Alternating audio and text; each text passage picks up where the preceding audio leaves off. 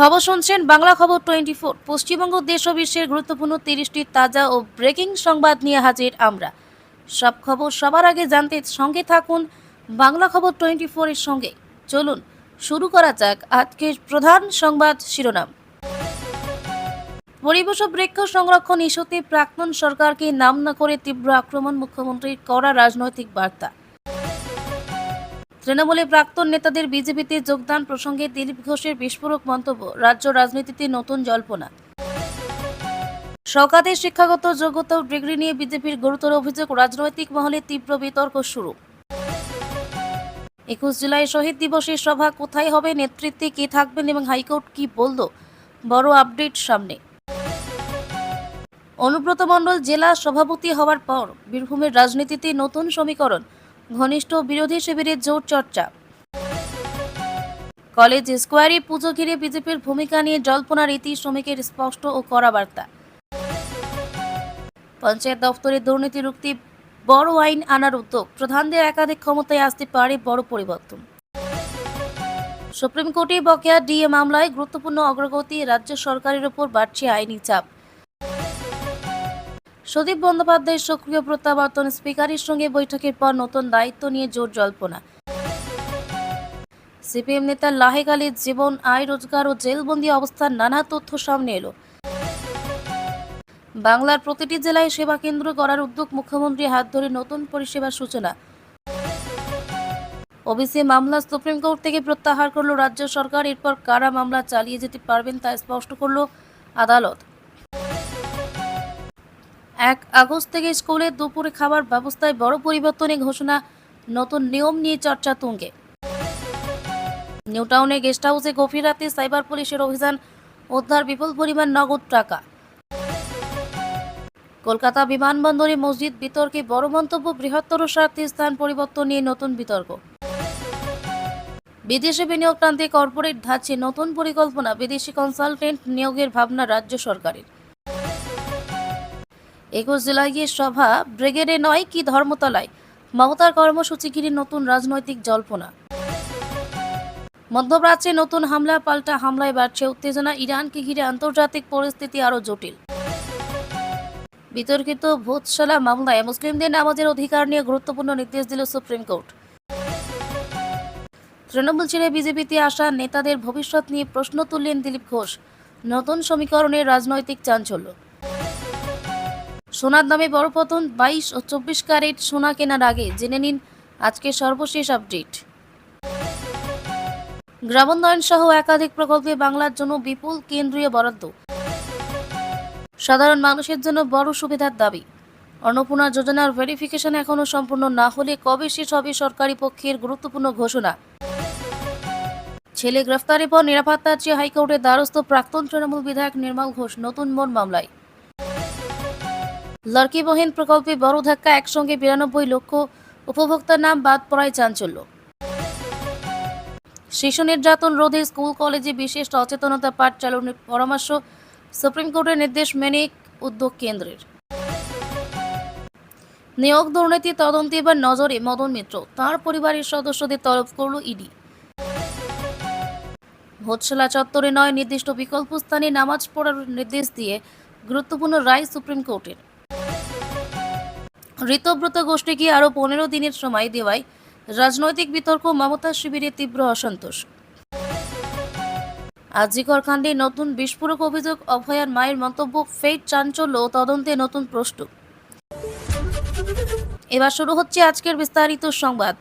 তার আগে একটি ছোট্ট অনুরোধ, নতুন দর্শক হলে এখনই বাংলা খবর 24 চ্যানেলটি সাবস্ক্রাইব করে আমাদের পরিবারের সদস্য হয়ে যান। আপনার একটি সাবস্ক্রাইব আমাদের আরও ভালো সংবাদ পরিবেশন করতে অনুপ্রেরণা দেয়। চলুন শুরু করা যাক। সপ্ত ধ্বংস করে দিয়েছেন, গাছটাকেও ছাড়েননি, পরিবেশ নিয়ে নাম না করে প্রাক্তনের দিকে আঙুল বর্তমান মুখ্যমন্ত্রীর। পরিবেশ সংরক্ষণ এবং উন্নয়ন নিয়ে এক জনসভায় কড়া বার্তা দিলেন বর্তমান মুখ্যমন্ত্রী। নাম না করে তিনি প্রাক্তন সরকারের বিরুদ্ধে তীব্র আক্রমণ শানিয়ে বলেন, ক্ষমতায় থাকার সময় শুধু উন্নয়ন থামিয়ে দেওয়ায় নয়, পরিবেশের ব্যাপক ক্ষতি করা হয়েছে। তার অভিযোগ, নির্বিচারে গাছ কাটা, পরিকল্পনাহীন নির্মাণ এবং সবুজ ধ্বংসের ফলে সাধারণ মানুষ আজ তার খেসারত দিচ্ছেন। সরকার পরিবেশ রক্ষায় একাধিক প্রকল্প গ্রহণ করেছে বলে তিনি দাবি করেন। বনায়ন, জল সংরক্ষণ এবং দূষণ নিয়ন্ত্রণে আরও কঠোর পদক্ষেপ নেওয়ার আশ্বাসও দেন। তার এই মন্তব্যকে ঘিরে রাজনৈতিক মহলে নতুন বিতর্ক শুরু হয়েছে। বিরোধীরা অবশ্য এই অভিযোগকে সম্পূর্ণ রাজনৈতিক বলে দাবি করেছে।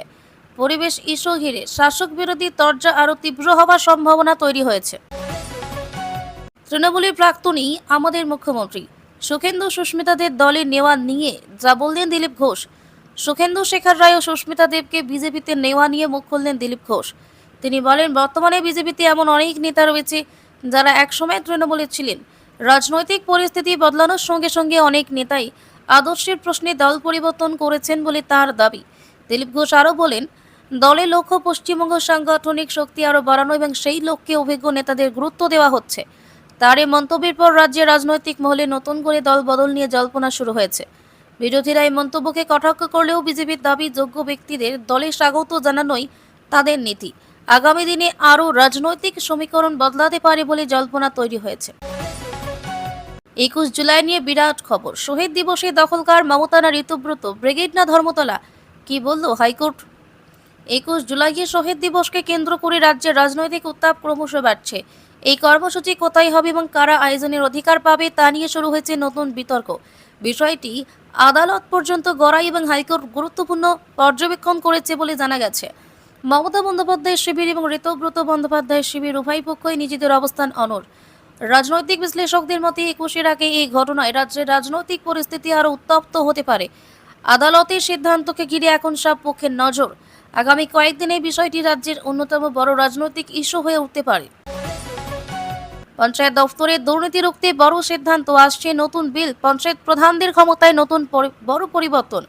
পঞ্চায়েত ব্যবস্থায় স্বচ্ছতা আনতে বড় আইনি পরিবর্তনের উদ্যোগ নেওয়া হয়েছে। প্রস্তাবিত সংশোধনী বিলে পঞ্চায়েত প্রধানদের একক ক্ষমতা কমিয়ে প্রশাসনিক নজরদারি বাড়ানোর পরিকল্পনা রয়েছে।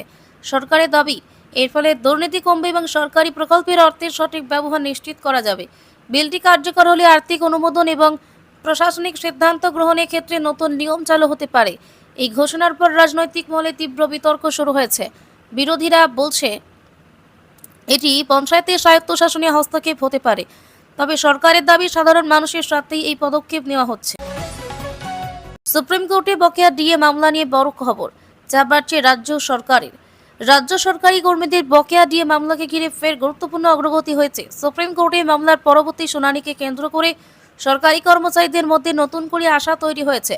কর্মচারী সংগঠনগুলির দাবি, দীর্ঘদিন ধরে বকেয়া ডিএ না পাওয়ায় লক্ষ লক্ষ কর্মী আর্থিকভাবে ক্ষতিগ্রস্ত হচ্ছেন। মামলার অগ্রগতির ফলে রাজ্য সরকারের উপর চাপ আরও বাড়ছে বলে রাজনৈতিক ও প্রশাসনিক মহলের ধারণা।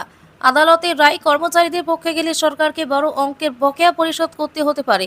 তাই এই মামলাকে রাজ্যের অন্যতম গুরুত্বপূর্ণ প্রশাসনিক ও আর্থিক ইস্যু হিসাবে দেখা হচ্ছে। এখন সকলের নজর সুপ্রিম কোর্টের পরবর্তী শুনানির দিকে। এবার বাংলা সর্বত্র তৈরি হবে সেবা কেন্দ্র। মুখ্যমন্ত্রীর হাত ধরে সূচনা বিধাননগরের সেবা কেন্দ্রের।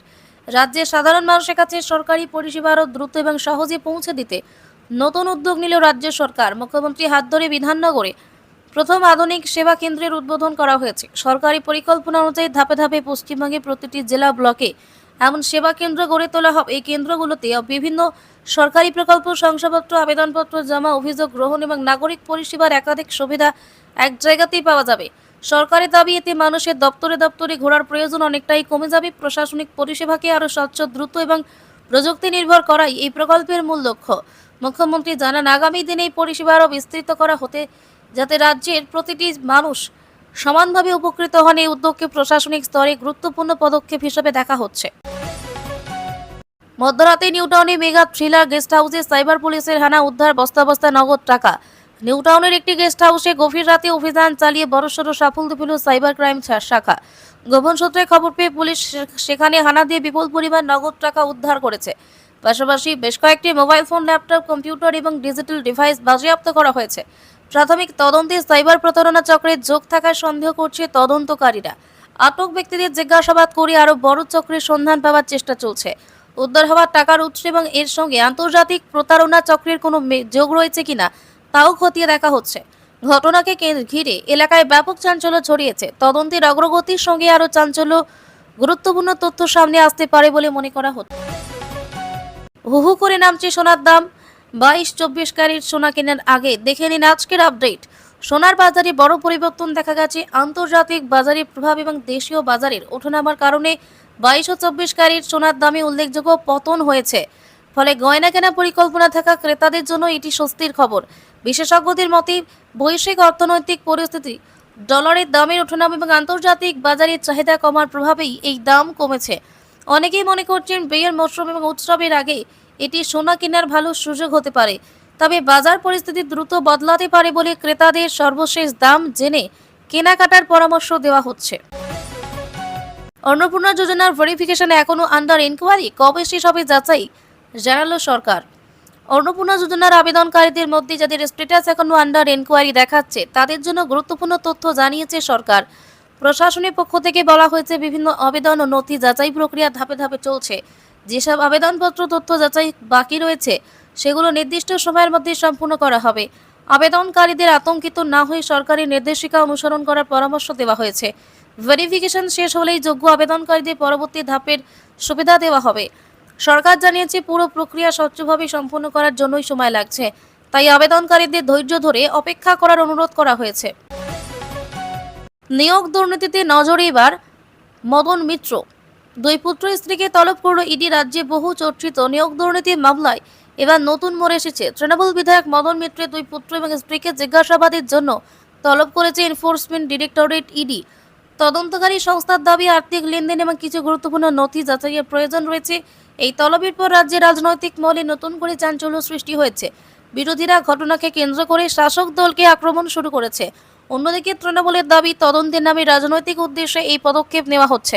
তবে তদন্তকারীরা জানিয়েছেন, প্রয়োজনীয় তথ্য সংগ্রহ করে পরবর্তী পদক্ষেপ নেওয়া হবে।